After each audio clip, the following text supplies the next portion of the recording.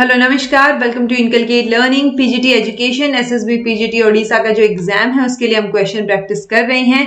8th class है ये question practice की 2021 का क्वेश्चन मतलब जो क्वेश्चंस आए थे वो प्रैक्टिस कर रहे हैं। आई होप आपको अब तक चीजें समझ आई होंगी। जब भी समझ ना आए तो मेक श्योर आप कमेंट करके पूछ लें। This is presented by me Raveena. Videos informative लगे तो इनकलकेट लर्निंग को लाइक शेयर सब्सक्राइब आप कर सकते हैं because it is absolutely free. तो चलिए क्वेश्चन शुरू करते हैं। आज का पहला क्वेश्चन है what change in education is necessitated by globalization, यानी ग्लोबलाइजेशन की वजह से क्या चेंज नेसेसरी हमें एजुकेशन में देखने को मिला है। ओके, आई थिंक यहाँ पे नोट लगाना था इन्होंने क्योंकि 3 ऑप्शंस बिल्कुल सही नजर आएंगे आपको इसमें से कि आपको इक्वालिटी जो है एजुकेशनल अपॉर्चुनिटीज में ग्लोबलाइजेशन की वजह से देखने को मिलेगी, एजुकेशन में मॉडर्नाइजेशन भी आपको देखने को मिलेगा और कल्चर जो है वो डिफ्यूज होता जा रहा है, कल्चरल डिफ्यूजन भी आपको देखने को मिलेगा। बट एजुकेशन की वजह से या ग्लोबलाइजेशन की वजह से वर्टिकल मोबिलिटी हमें अभी भी देखने को नहीं मिलती। ओके, सो वो वर्टिकल मोबिलिटी जो है इसका आंसर रहेगा अगर नोट आता तो। बट ए बी और डी जो है वो इसके सही आंसर है। तो ए बी डी में से जो आपने लगा रखा होगा, टिक किया होगा, वो उन्होंने सही बताया होगा। ठीक है, वर्टिकल मोबिलिटी की अगर हम बात करें, इट्स लाइक जैसे अभी सुप्रीम कोर्ट ने भी किसी ने बोला था कि अगर कोई एससी है, मतलब बर्थ आपका एक एससी कैटेगरी में हुआ है, सो आप जो है किसी और से या किसी दूसरी कास्ट में शादी करके उस कास्ट के नहीं बन सकते। स्पेसिफिकली गर्ल्स की बात हो रही थी यहाँ पे। ओके, सो वो चीज है कि जब कास्टिज्म की जो हायरार्की नहीं है कास्टिज्म में एक तरीके से, बट जो कास्टिज्म है कि आप जिस कास्ट में जन्म हुआ है आपका उसी में ही रहेंगे, मतलब आप कितनी भी कोशिश कर लो, कितने भी बड़े बन लो, पढ़ लो, बट वो कास्ट चेंज नहीं होगी आपकी। तो ये वर्टिकल मोबिलिटी है कि आपकी मोबिलिटी नहीं हो रही है। ठीक है, सो वर्टिकल मोबिलिटी जो है वो अलाउ नहीं करेगा ग्लोबलाइजेशन की वजह से, वर्टिकल मोबिलिटी नहीं होगी। सो ये नोट आता तो आंसर सी हो जाता, बट अगर बाकी 3 है तो वो तीनों ही सही है। ग्लोबल सिटीजनशिप एजुकेशन एक अप्रोच है क्या ओवरकम करने के लिए, challenges towards global piece and sustainability, कि ग्लोबल लेवल पे पीस या सस्टेनेबिलिटी के लिए जो चैलेंजेस हैं उनको ओवरकम करना, उनको फेस करने के लिए हमारे पास ग्लोबल सिटीजनशिप एजुकेशन एक तरीका हमने अपनाया।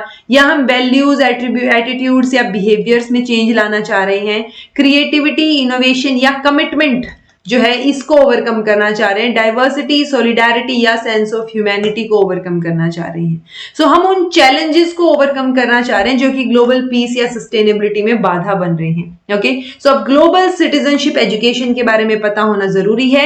GCED भी इसको लिखा जाता है शॉर्ट फॉर्म में। ये एम्पावर, इसका एम क्या है कि लर्नर्स, जितनी भी एज के, सारी एजेस के लर्नर्स को हमें एम्पावर करना है ताकि वो एक्टिव रोल अज्यूम कर पाए लोकल लेवल पे भी और ग्लोबल लेवल पे भी। और वो अगर एक्टिवली चीजों में पार्टिसिपेट करेंगे, एम्पावर्ड रहेंगे, तो ज्यादा पीसफुल माहौल, टॉलरेंट, इंक्लूसिव और सिक्योर्ड सोसाइटी हमें देखने को मिलेंगी। इसलिए ये ग्लोबल सिटीजनशिप एजुकेशन का जो है वो कॉन्सेप्ट निकल के आता है। ठीक है, ये 3 डोमेन्स पे बेस्ड है। किस पे? कॉग्निटिव, सोशियो इमोशनल और बिहेवियरल। सो हो सकता है ये डोमेन्स आगे पूछे जाएं कभी किसी एग्जाम में।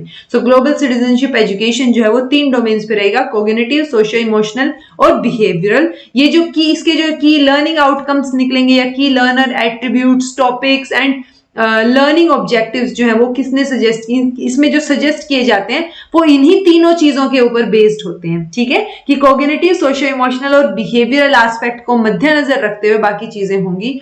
यूनेस्को जो काम करता है इसके ऊपर, उसको कौन गाइड करता है? जो 2030 का हमारा सस्टेनेबल डेवलपमेंट गोल का एजेंडा है ना, वो इसको गाइड करता है। ये उस बेसिस पे काम करते हैं और सस्टेनेबल डेवलपमेंट गोल 4 के ऊपर स्पेसिफिकली, और उसमें भी 4.7 का जो इनका पॉइंट है टारगेट, उसके ऊपर रहेगा इनका, यानी एजुकेशन फॉर ऑल, जो इक्विटेबल एजुकेशन और क्वालिटी एजुकेशन की ये बात करेंगे। ठीक है, सो ग्लोबल सिटीजनशिप एजुकेशन संसार में शांति लाना चाह रहे हैं, पीसफुल माहौल चाह रहे हैं, तो उससे रिलेटेड जो जो चैलेंजेस आएंगे उनको टैकल करने के लिए हम GCED की हेल्प लेंगे। ओके, मोस्ट बेसिक प्रिंसिपल क्या रहेगा ग्लोबल सिटीजनशिप एजुकेशन का?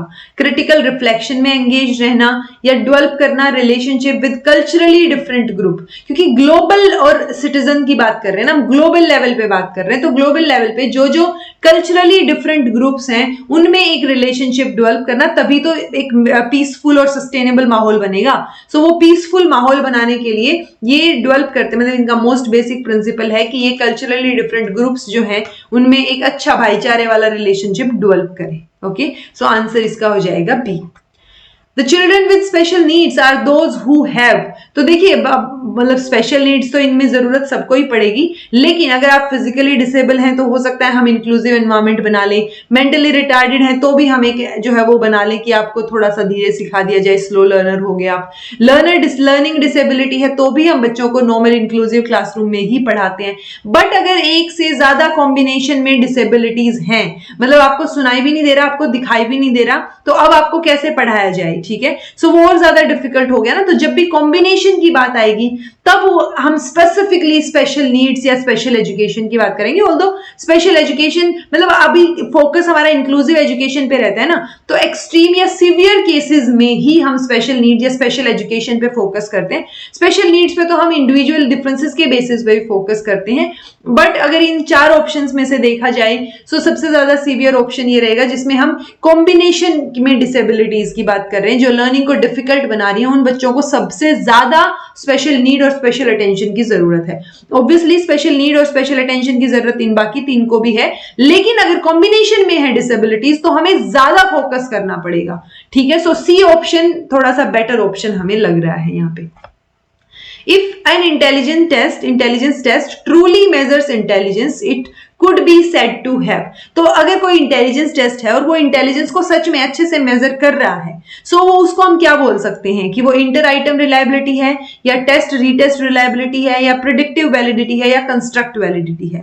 सो ये कंस्ट्रक्ट वैलिडिटी इसका आंसर रहेगा, क्योंकि हम जो चीज मेजर करना चाह रहे हैं, हमने इंटेलिजेंस मेजर करने का सोचा था और वो ट्रूली मेजर कर रहा है उसको, ठीक है। सो जो जो चीजें हम सोच के चलते हैं वो अगर एक्यूरेटली मेजर हम कर पा रहे हैं तो वो कंस्ट्रक्ट वैलिडिटी होगी।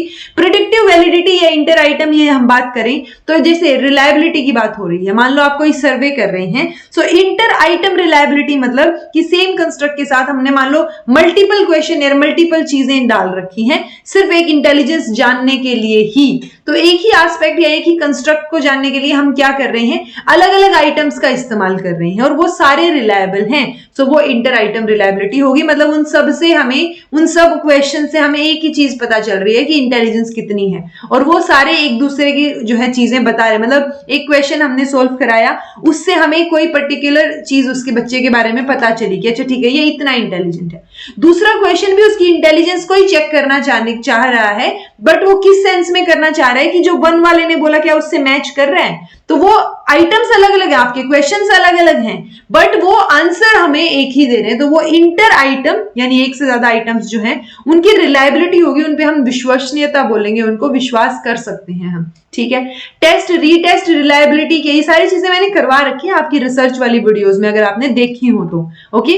टेस्ट रीटेस्ट रिलायबिलिटी की बात करेंगे, यानी एक बार टेस्ट लिया उसके कुछ टाइम बाद या कुछ दिनों के बाद दोबारा से उसी चीज के ऊपर टेस्ट लिया, सो कितने मार्क्स आए बच्चे के, ठीक है। तो अगर पिछली बार जो टेस्ट लिया था अगर दोबारा से टेस्ट लिया हमने यानी सेम रिजल्ट आ रहा है तो वो टेस्ट रिलायबल है, विश्वसनीय है, ठीक है। प्रिडिक्टिव वैलिडिटी हम कब यूज करते हैं, जैसे हम बोलते हैं ना कोचिंग या मॉक टेस्ट करवाए जाते हैं कि मॉक टेस्ट में अगर इतने नंबर आ गए तो पॉसिबिलिटी है कि आपका हो जाएगा सिलेक्शन, ठीक है, रियल वाले में भी आ ही जाएंगे। सो ये मॉक टेस्ट जो है वो प्रिडिक्ट करते हैं। तो अब इसने क्या सही प्रिडिक्ट किया, क्या उन सब बच्चों का हुआ जो मॉक टेस्ट में जिनका हुआ था, राइट। तो ये मॉक टेस्ट जो है हमें बताएगा कि प्रिडिक्टिव वैलिडिटी क्या है इसकी, कि जो इसने प्रिडिक्ट किया है क्या वो वैलिड है, वो चीजें बताएगा।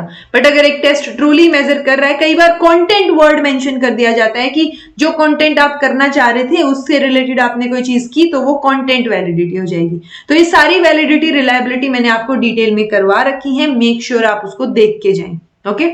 76 constructivist approach is the outcome of, तो कंस्ट्रक्टिविस्ट अप्रोच की बात हो रही है कंस्ट्रक्शन की, यानी आपको बच्चा कुछ कंस्ट्रक्ट करना है ना, सीख रहा है, कर करके सीख रहा है, राइट। सो बिहेवियरिस्ट साइकोलॉजी तो नहीं होगा क्योंकि बिहेवियरिस्ट में तो हम कंडीशनिंग करते हैं, उस बिहेवियर को मॉडिफाई करते हैं, राइट। तो सोशल और कॉग्निटिव दोनों ही साइकोलॉजी में क्या रहेगा, कंस्ट्रक्टिव अप्रोच, इनका आउटकम जो है वो कंस्ट्रक्टिव अप्रोच हमें देखने को मिलेगा, बिहेवियरिस्ट में नहीं मिलेगा, ओके। सो आंसर हमारा डी हो जाएगा, क्योंकि बिहेवियरिस्ट में हम कंडीशनिंग की, बिहेवियर को मोल्ड करने की, शेप करने की बात करते हैं।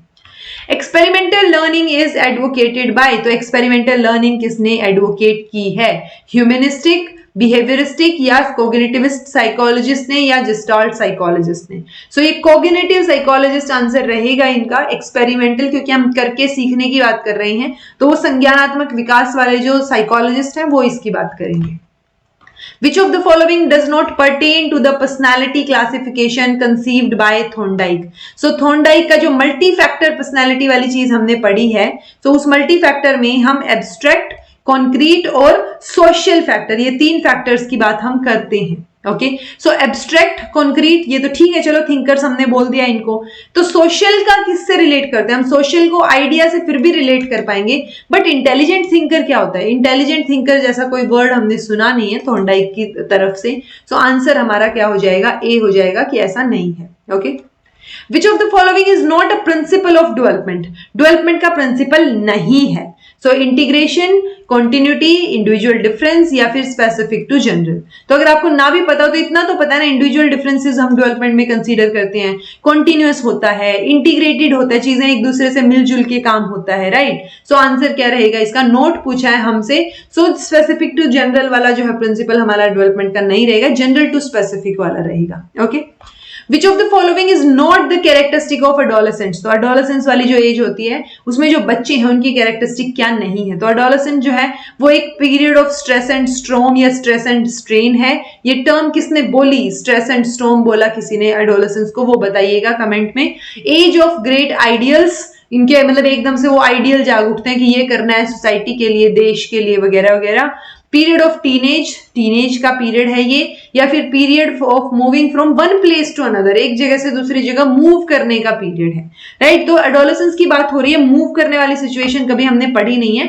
आंसर डी रहेगा ये, period of moving from one place to another. Okay, stress and storm की सिचुएशन एडोलेसेंस में होती है, ग्रेट आइडियल्स की एज है ये, और टीनेज तो हम इसको बोलते ही हैं। ठीक है जी। सो आई होप आपको आज के क्वेश्चन से कुछ बेनिफिट मिला हो, कुछ समझ आया हो, कुछ नई चीजें सीखने को मिली हो। This was all about today. Thank you so much for watching. Be happy, keep smiling, subscribe to inculcate learning because it is absolutely free, and be consistent in your efforts.